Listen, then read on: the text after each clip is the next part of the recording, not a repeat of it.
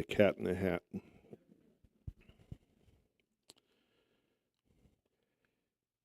I have I've had different experiences speaking since I become a minister some years ago, and working in a center, being the director of a center where I was doing almost all the speaking there. If I wanted to do a series, like let's say over 2, 3, 4 weeks, it was a lot of fun to do. You could kind of build on a theme, and so you kind of work your way through it. And when you lay it out, those of us who speak, we all have our own ways of laying out what we talk about and what guides and directs us.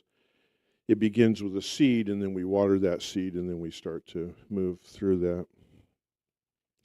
Laying out a series is different than laying out a single talk, because you're thinking ahead and you kind of break it up and see how it all fits. And then, of course, you want to open up to Spirit for guidance. And so, but doing the speaking I do now, where I speak pretty rarely and sporadically, whether it's here or other places, I really bring my presence into what's right in front of me at any given time. And what's great is we are given the latitude to speak on in terms of what's moving us and what comes up for us. And so it actually becomes, for a speaker, I can't speak for everyone else, but for me it becomes part of my spiritual practice. And it opens up all kinds of avenues for me that I don't maybe normally think about. And so I've gotten my mind out of that idea of speaking like as a series or as a couple of talks. But something happened to me the last time I spoke that I brought forward a story, and that story just has not let me go. And it is very much infused in what I want to talk about today. So I'm just going to talk briefly about what it was, because I'm sure a lot of you, probably none of you really remember it, and a lot of you weren't here, or whatever, to whatever degree you absorbed that talk.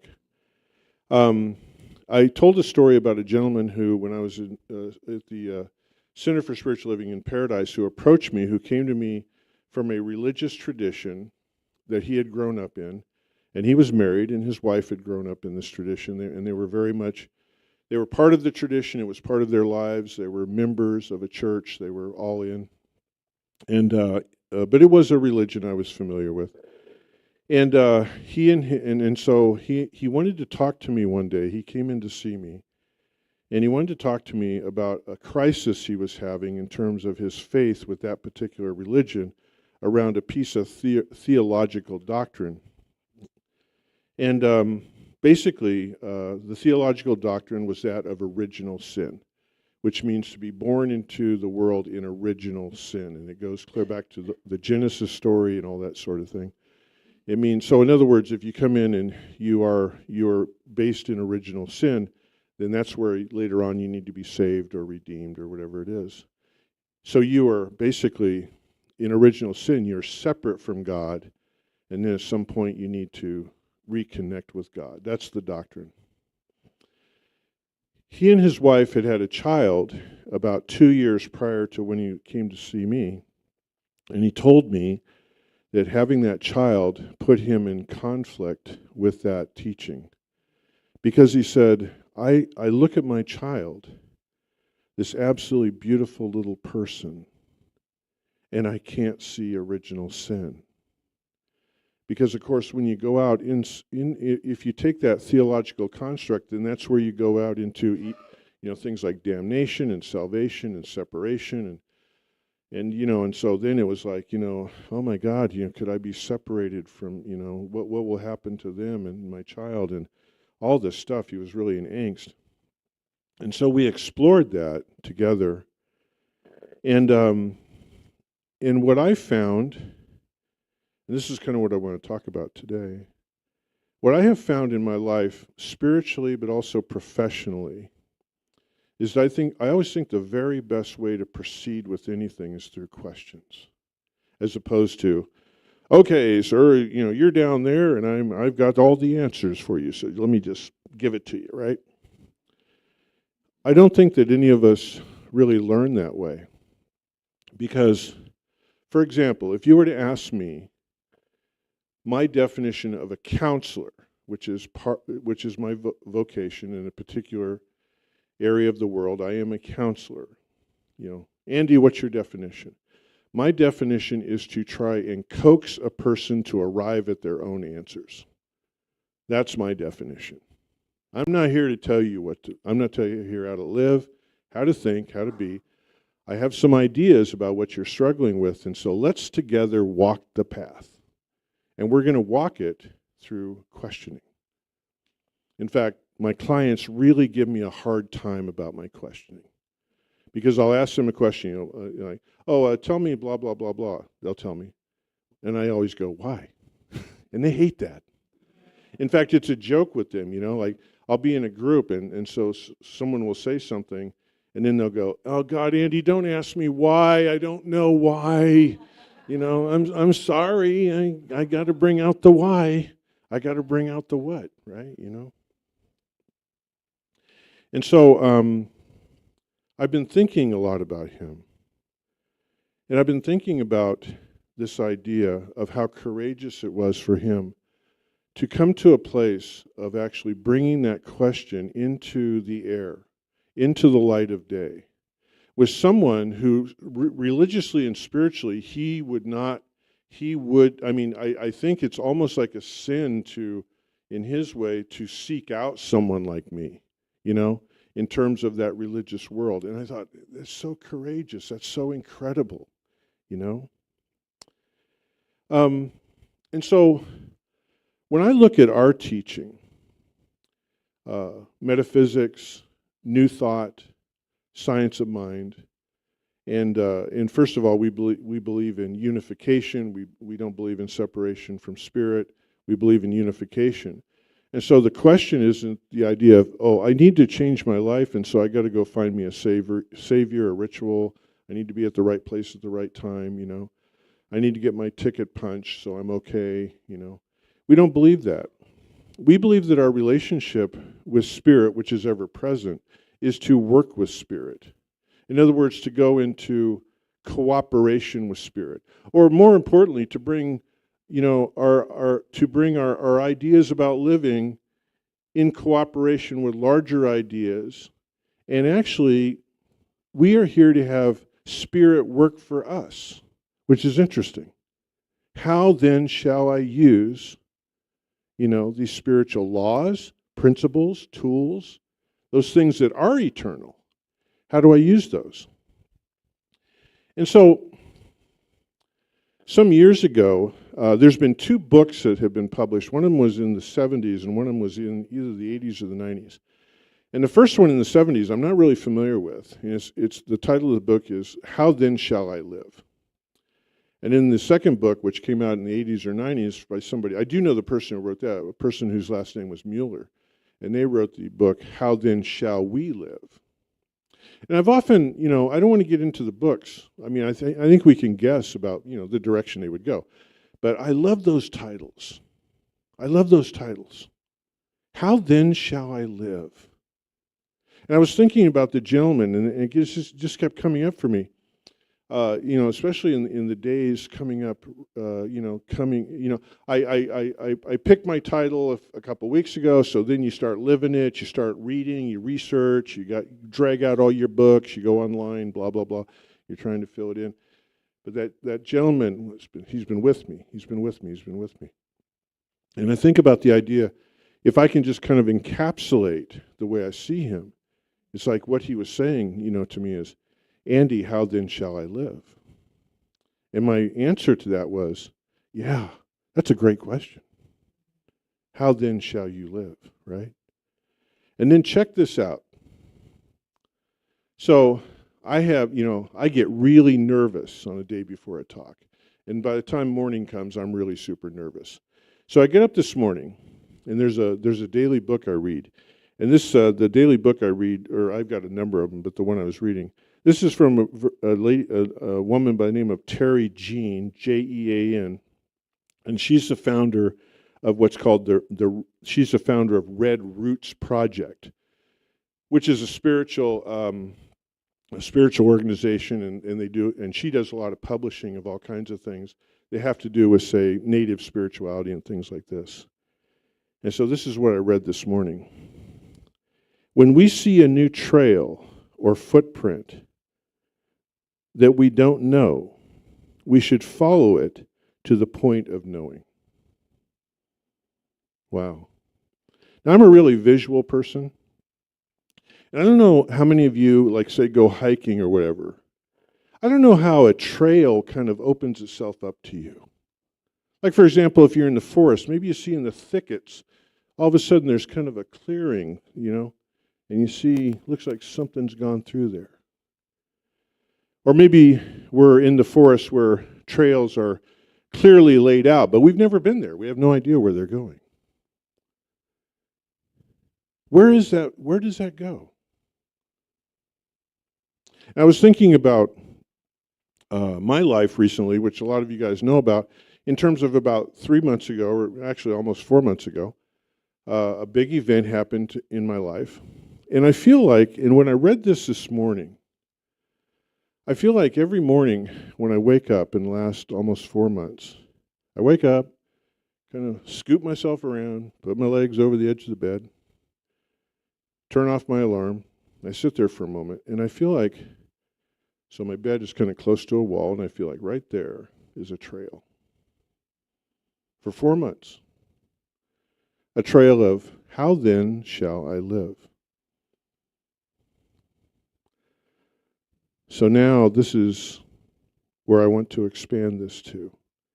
In our teaching, we teach that in order to access the workings of spirit, we must use intention, to set our intention. Where is it that I want to go? What is it that I want to heal? How do I want to transcend wherever this is? So this is my question. My question is, for all of you, is a question also an intention?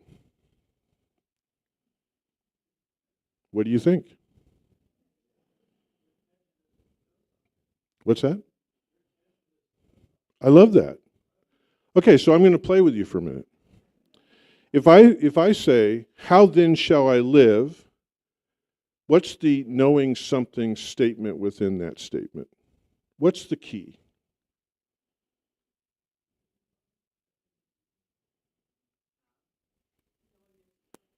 Choice.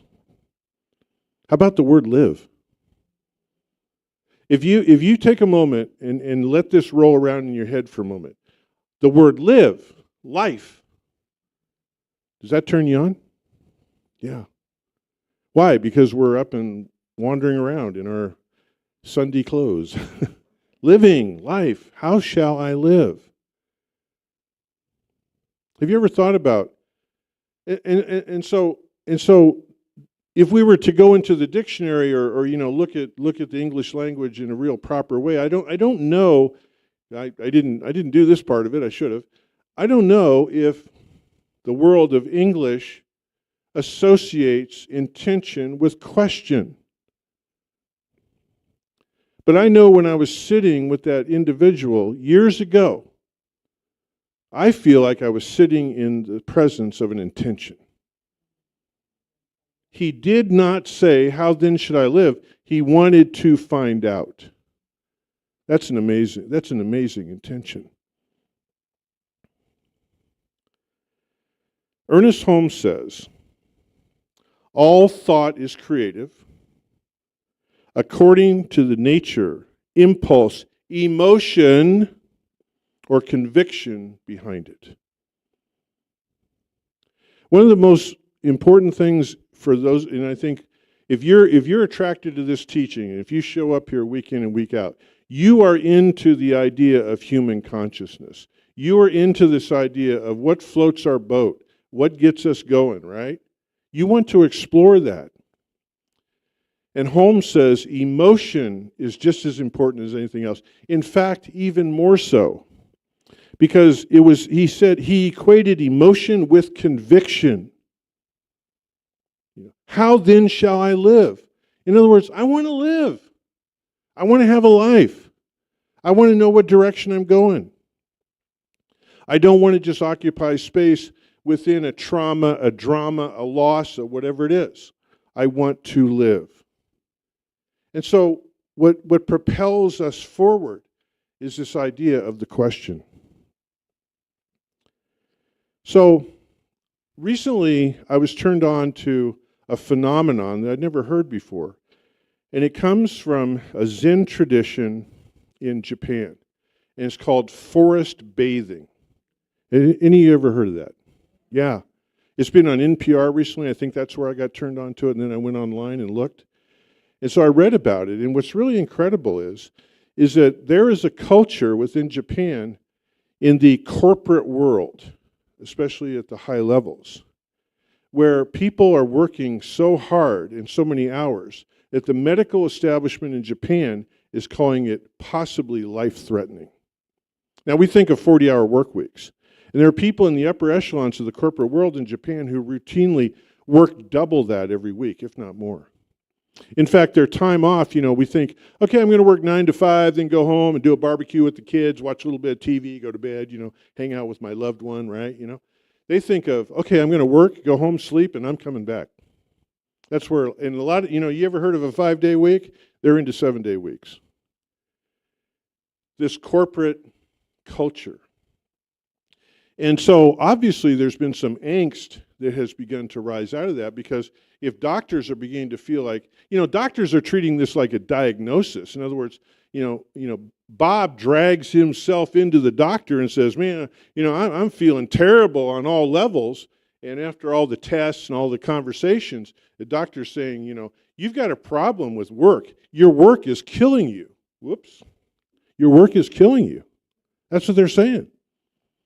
And so what's interesting is that the Zen influences in Japan, and this is what's really, a couple of things that are interesting to me.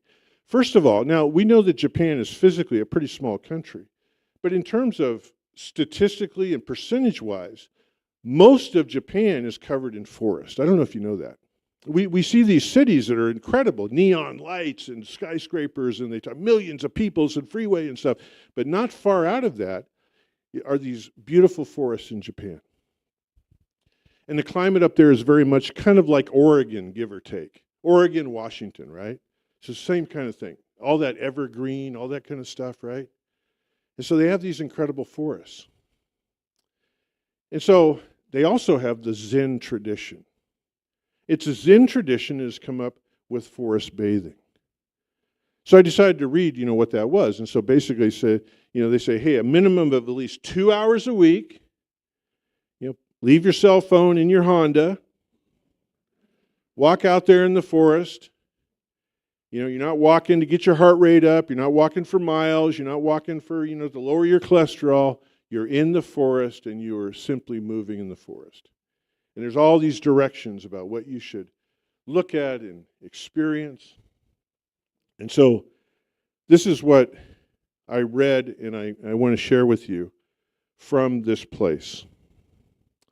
This is offering a way to rediscover ourselves, allowing a calm state of mind, grounding our awareness, sensing the cycles of transformations, allowing life to go through stages that are yet to become, growing in awareness, and thus our minds are renewed, which allows surprising creative solutions. All of this beginning with, and this is where it is, asking the right questions. That's what this Zen practice wants us to do, to ask the right questions. And it says here, creating the light to spark new insights.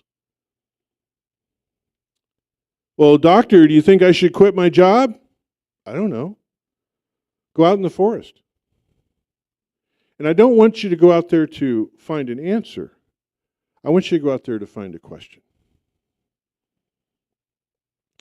John Boyle this morning gave a meditation. I'm telling you, Spirit has been synchronizing with me all morning. He did a meditation this morning that was just incredible, because he started it off, and his theme was kind of like what we're talking about here. He said, he says, as a culture, we all we go along, we have a question, and we whip out our phone. And I notice I do that. I'm at work, I have a desk, and I'm doing stuff, and my phone's over here. you know? Well, I'm not smart enough to be able to work on my computer and ask the computer, so I work on the computer and I have to ask my phone, right? Okay. And what I realized is, and what he was saying is, we need to put our phones down and we need to inquire in another place. I think that maybe phone is about data and living is about questions. I think that that's what we're being told. The Buddha has said, the shape of our questions determines the answers we receive, and asking the wrong question can trap us in confusion. And this is the part I really love. Mindfully holding a question allows for the exploration and understanding, fostering a deeper connection with the mystery from which answers emerge. That's a mouthful. Mindfully holding a question. Imagine it, mindfully holding a question. See, the phones allow us to get it just like this. Oh my God, it's buffering. What's going on? Come on. I asked a question. Oh, I got to ask it again, right? Oh, I spelled something wrong? Okay. Mindfully holding a question allows for exploring and understanding, fostering a deeper connection with the mystery from which answers emerge. Have any of you ever held a question for weeks, months, years? Yes, I have.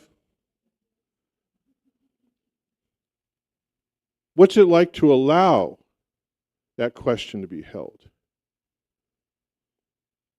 I'm really interested in some of the explorers from the Western world, Europe, America, who there were other parts of the world, the continent of Africa, places in Asia that were really kind of unknown. And so they would hear about, oh my God, over there in Africa somewhere, there's these big, I don't know what they are. They're like people, chimpanzees, but they're big. They stand really tall. Or, in China, there's this bear that's black and white, and it lives in the bamboo forest, right? We hear rumors of that. They didn't even have names for it. And they would put together an expedition, raise all the money to get on a boat, to go to Africa, to go to Asia, to go into the Amazon, for years looking for whatever. I imagine holding that question for so long. What are you looking for? I don't know. There's not a name for it. But I know that it's something that needs to be revealed to me. Imagine the depth of that commitment. How are you doing today? I'm still in question. That's a good thing. All right. Because I think that this is what honors the true nature and depth of our spirituality. Ernest Holmes says, prayer should be filled with feeling because feeling and emotion are creative. And then he says, spiritual emotion is common to all people and is one of the ways Spirit works. Spirit working with our emotion. I'm going to close today from a real spiritual master known as Anonymous, who said, when it comes to a spiritual path, asking the right questions, it helps us ponder our progress and how things are working for us is invaluable. I love that. Okay. When it comes to a spiritual path, asking the right questions, it helps us ponder our progress and how things are working for us is invaluable. So, for any of you who want to join me afterwards at 11:30, we're going to go deeper into what it is to use questions as a spiritual practice, all right? Anyway, the rest of you, thank you so much today. Appreciate it. All right. All right. So I would like to ask